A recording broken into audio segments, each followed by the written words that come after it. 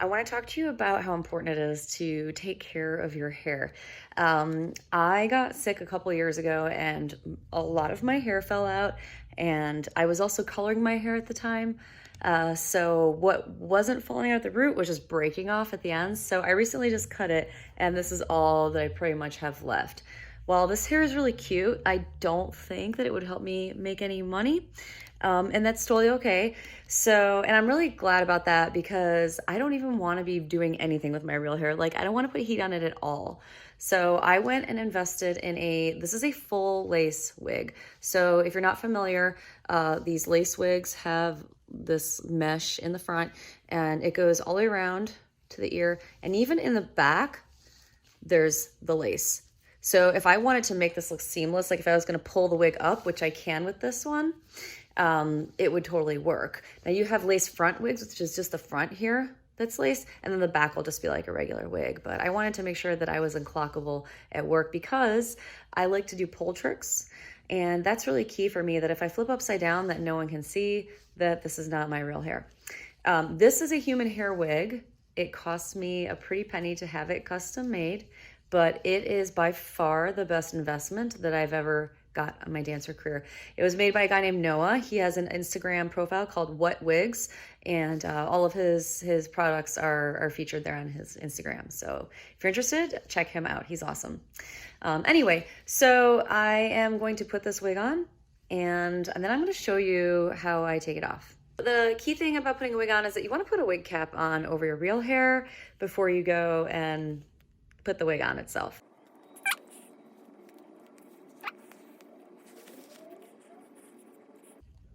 Okay, that's pretty good. Right, so I'm just gonna, I like to pull down so then I can pull back a little bit and get most of my hairline in. These little pieces right here are really important, just behind the ear. Right, make sure you tuck everything in the back. And this is when you just go like to work like this. Just kidding. Yeah, so now this will keep everything in place. Now, here's the hard part. I want to take this band, I want to make sure that it gets right here on the nape of my neck. When I had longer hair and I had a ponytail, it was super easy to just like catch it underneath the ponytail, but now I don't. So now it's harder, but this is how we're going to do it. There's a comb in the back, and I want to make sure that I insert that comb right in the nape of my neck. That's going to lock it into place in the bottom. And then I'm going to take the front and I'm just going to pull forward onto my wig cap. And sometimes that happens now that I don't have real hair to hold that in place. But overall, right, that's how it's going to be. So I'm going to adjust it here. Notice that there's these little flaps. You want these flaps to go in front of your ears. So I'm going to take these combs that are inserted inside the wig right here, and I'm going to pull them up and in to the hairline that's right by my temple. And now I don't have that annoying little flap pulling on my ear. And I'm going to do the same thing over on this side.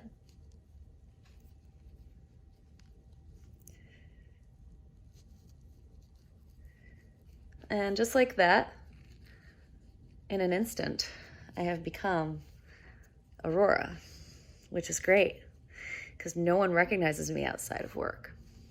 Okay. Now you'll see with the lace front wig, you can see a little bit here. Now from far away, you probably don't see very much at all, but I want to be a little bit more seamless than that when I'm talking to customers. So actually I still have a little bit of glue in the side from last time. I didn't get it all. We'll talk about how to clean it later.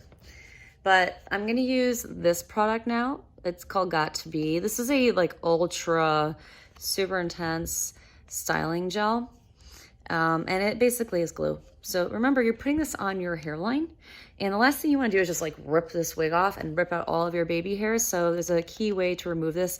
We'll talk about that later. So here's the thing. Putting this glue on, you could put it on before the wig and tap it on and then put the wig on top. I actually use this is a makeup spatula, and I put a little bit here on the Gotta Be. I have just enough right there. Just enough right there so you can see. And I'm just gonna go in And this just allows me to be like really precise and just get it on the spots that actually need it. I'm gonna go in here.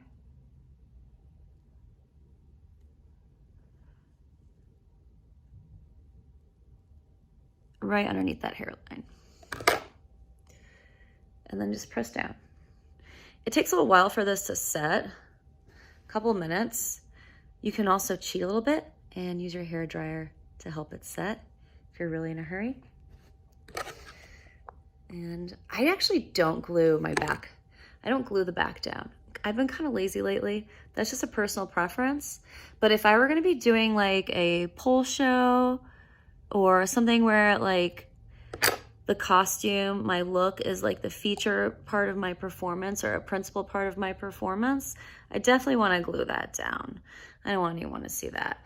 So, but for work, I don't bother, right? And I don't even bother. I used to glue down the spots just above my ears over here. I don't even bother gluing those down anymore. Most of the time when I'm talking to customers, all they're getting is this, right? So I may move my hair just a little bit when we're talking, just enough so that, you know, they see just that, but nothing so much above my ears. And then I try to place these pieces down and pull them here. So even if it does move a little bit, they're never gonna see that hairline. Did a pretty good job on this one today. It's glued down pretty nicely. Cool. That's Aurora. Cool. So now the glue is pretty much dry. And if you see here, you can see just like a little bit of that hairline. I actually did a pretty good job with blending my foundation in with this. But if you do see a little bit of that shiny part of the glue itself just has like a little bit of like glossy finish to it. And I'm just gonna go and powder over that. Sometimes I'll go in with my foundation and try to blend the line a little bit more, but that wasn't necessary today. So the reason why I want to show you this is because if you're dancing several nights a week and you're putting those hot tools on your real hair, it won't take very long for you to start to notice you start getting split ends and your hair starts breaking off. And when I first started dancing, I saw girls wearing wigs and I was like, ugh, I'm never gonna do that. I'm never gonna be fake. But man, if only I would have known how smart they are, because their real hair is probably still in amazing shape underneath that. We're not always gonna get to be our stripper selves. And the last thing you want is like walking out to go to the store and you actually want to look good and your hair is just completely fried. So save your hair, because the last thing you want is to chop it off like I had to chop mine off, and invest in a really amazing full lace wig when you can. There are some really amazing options for lace front wigs that are not too expensive. You can get like a pretty decent one for like 75 bucks or so, and that'll get you through. Also, it's just really nice to have some options. So you don't always have to have like the best wig, but a couple lace front wigs in some really cool colors will just help you feel like a little bit different every time you go to work, and that's always really fun. But the point is that you don't damage your hair for this job. So invest in those wigs, or invest in some heat-free tools. I'm going to show you some of those next, and they're amazing. If you want to get something like a little wave in your hair like this, or if you want like some body, like more looser type of hold, I have a couple different sets of Kevin Murphy tools that I want to show you for that. So feel free to comment or share with me like what you like to do, or if you have something that you think is really interesting and you want me to share that, I would love to. Thanks for watching.